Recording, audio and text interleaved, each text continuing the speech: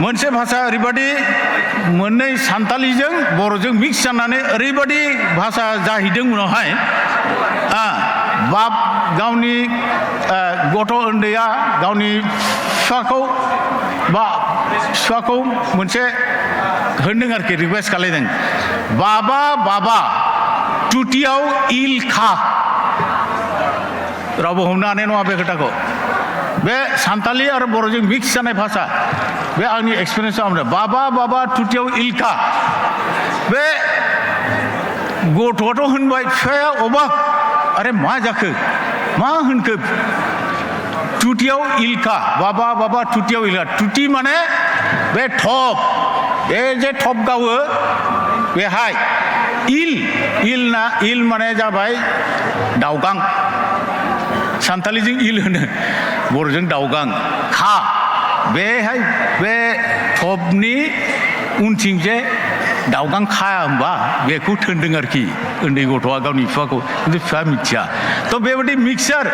थ' जोङो मा ओरैबायदि बे मोनसे एटमस्फियाराव जोङो देरनायमोन आरो रियेलि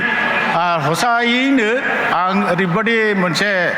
बर'जों देरनाय आरो आंनि फंबायाबो बर'नि सासे माबा मुंदांखा सिंगारखामोन बियो मोननै मोनथामसो आरो बिसोरनि टाइमावनो बर'नि डिस्क'खौबो बियो गान खनोमोन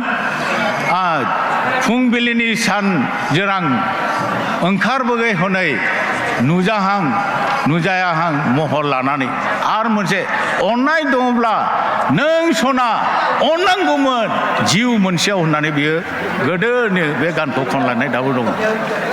दाबो रेकर्ड जानाय दङ बे समाव आबसुनि मानसिफ्रा बेखौ लायै गोजान ओरै आपार आसामावबो लाङोमोन जाय हक बेबादि जोंहा बर'जोंबो मोनसे माबा लिंक दङ आरो बे लिंकखौ आङो थोजासे जेसेबां हायो जोङो नाजागोन आरो बर'नि थाखाय आवगायलायनो थाखाय जोङो जेसेबां हायो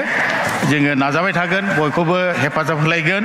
आरो बेखौनो बारा गोबाव बुंलिया आङो जिखिनि आंनि एक्सपिरियेन्स बहुतखिनि दंमोन खिन्थु समनि असुबिदानि थाखाय बेखौनो बुंनानै आरो बयखौबो साबायखर बाहरनानै आरो आंनि असुबिदाफोरखौ एसे नायनानै माने एसे देहानि थाखायबो आं एसे असुबिदाबो दङ बेखौ क्षमा निमाहा बिनानै